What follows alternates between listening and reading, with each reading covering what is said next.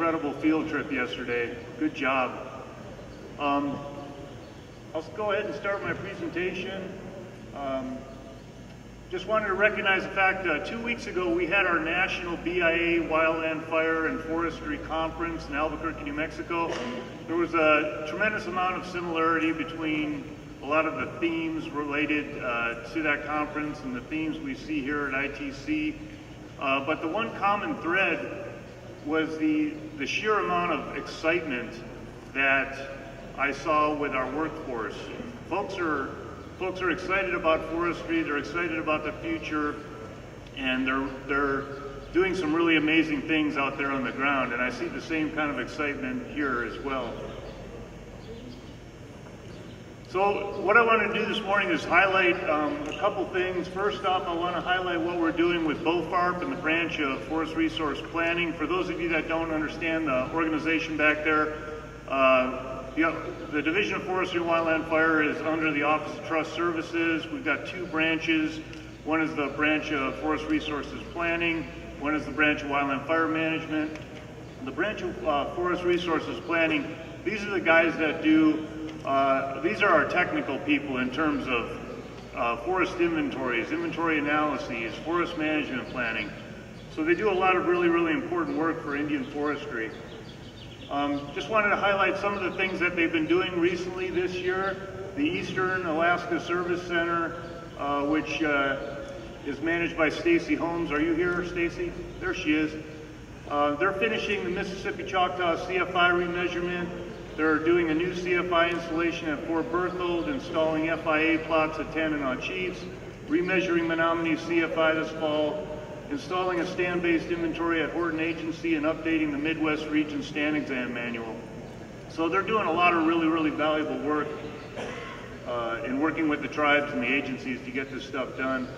The Southwest Service Center, they're doing forest inventories at Hoopa, Jicarilla, Zia, Isleta, Laguna, and Zuni.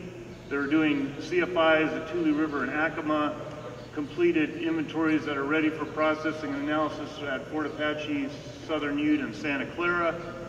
They're assisting with forest inventory analyses provided to Mescalero, Hualapai, Navajo, and Hopi, and they're working with NAU and Mescalero and Navajo CFI data and some research that NAU is doing.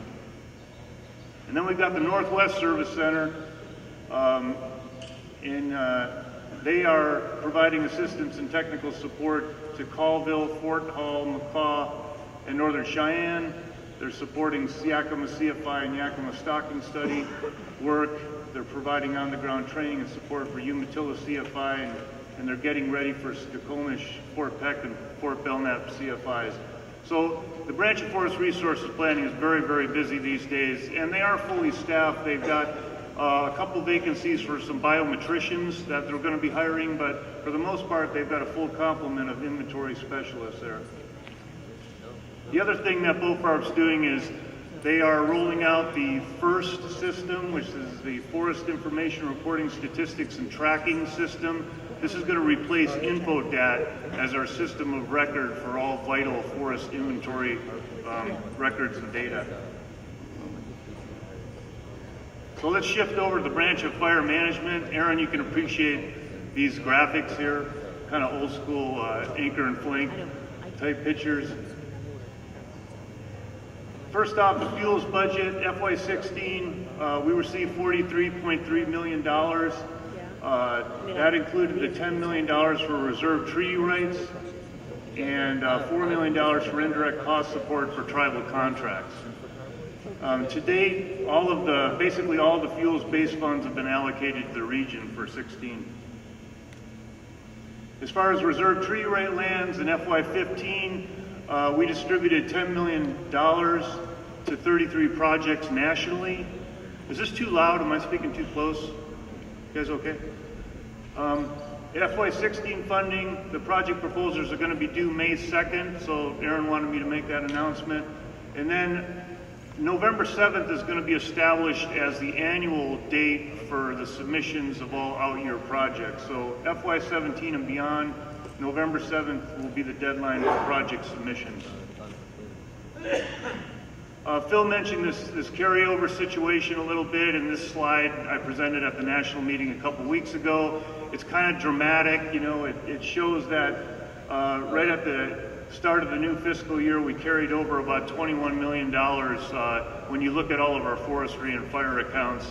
And looks are kind of deceiving. This was right at the turn of the new fiscal year, and since we pretty much rectified that amount, but this is something that we continue to pay a lot of attention to. Resilient landscapes. The new resilient landscape projects will not be accepted for FY16 due to funding backlog from prior years. So I think they've got a lot of projects that were backlogged last year. And then Santa Clara Mesa was recommended for $800,000 in funding, but they haven't finalized the FY16 selections yet.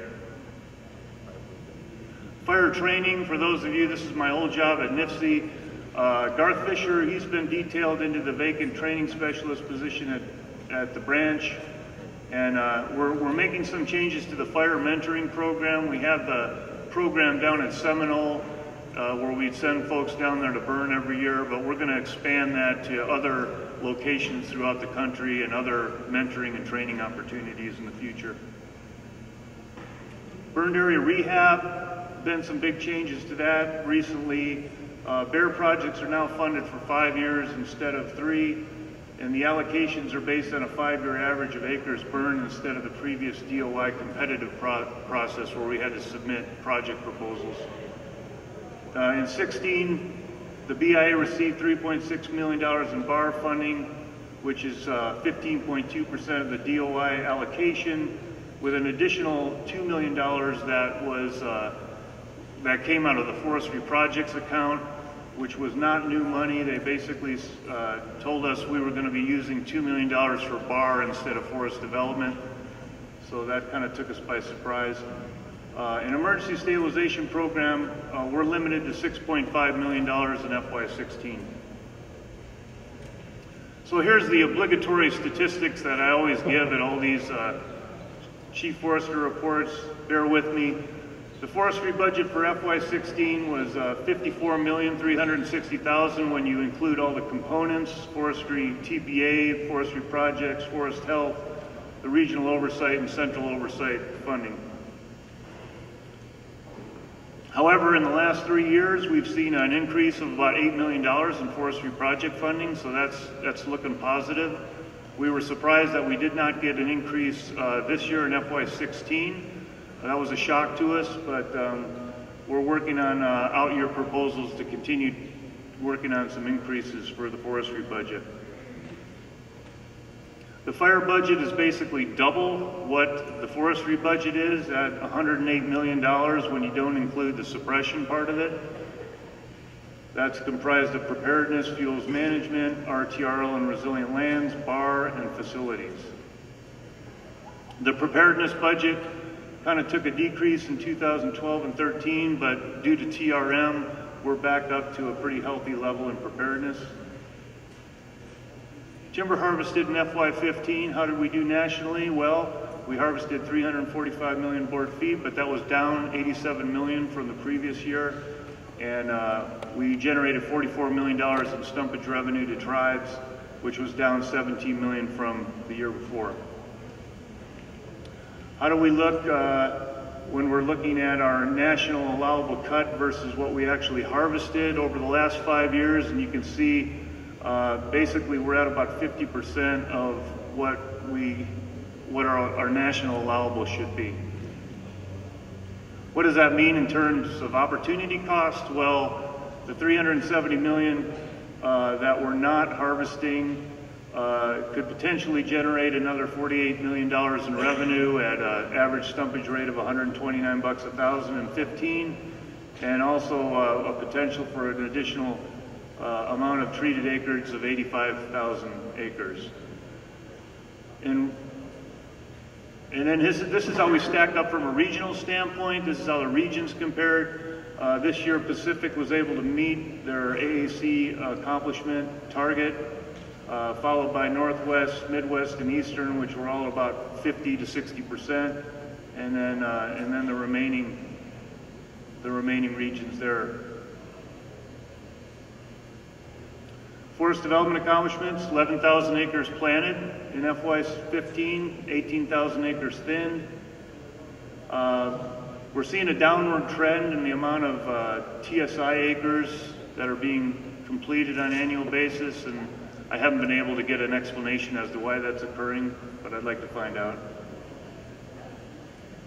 Our inventory of need, we've got 208,000 acres that need to be planted out there in Indian country. We've got 515,000 acres identified that need to be thinned, and we've got 2,241,000 acres of woodlands in a deteriorating health condition. And this is something I threw into the Green Book this year because woodlands don't get no love, right? We heard about that yesterday. And so what I'm trying to do is draw more attention to the woodlands component. So if you read the FY16 Green Book, you'll see more information in there regarding woodlands. And this is a metric I want to start tracking over time, the condition of our woodland and how many woodland acres are actually in an undesirable condition. Fuels treatments, 2011 and 2015, you'll notice an uptick in the prescribed fire treatments, and we're still leveling off or flattening off of the mechanical treatments.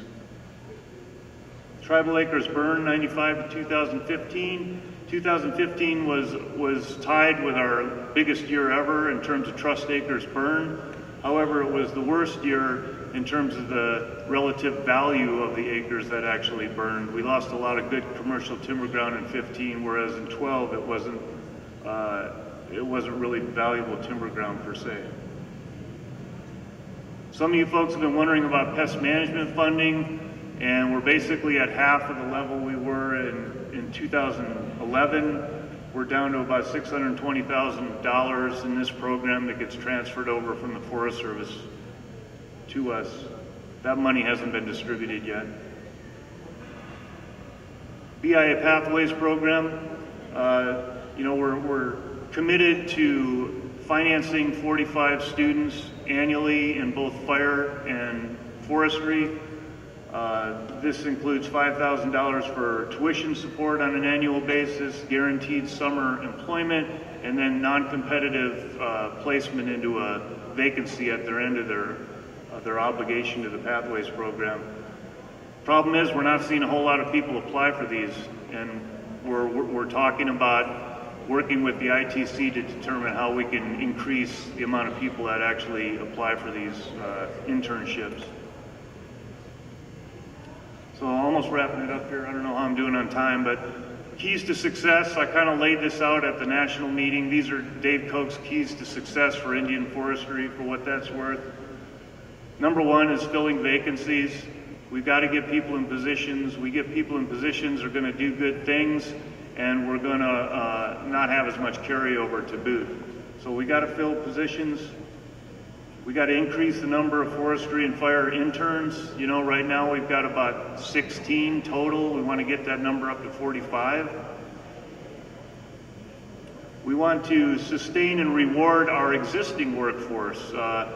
This is something that we've been really interested in recent years, is what are we doing to our current staff, and how are we rewarding them, and how are we providing them with continuing education opportunities in the future.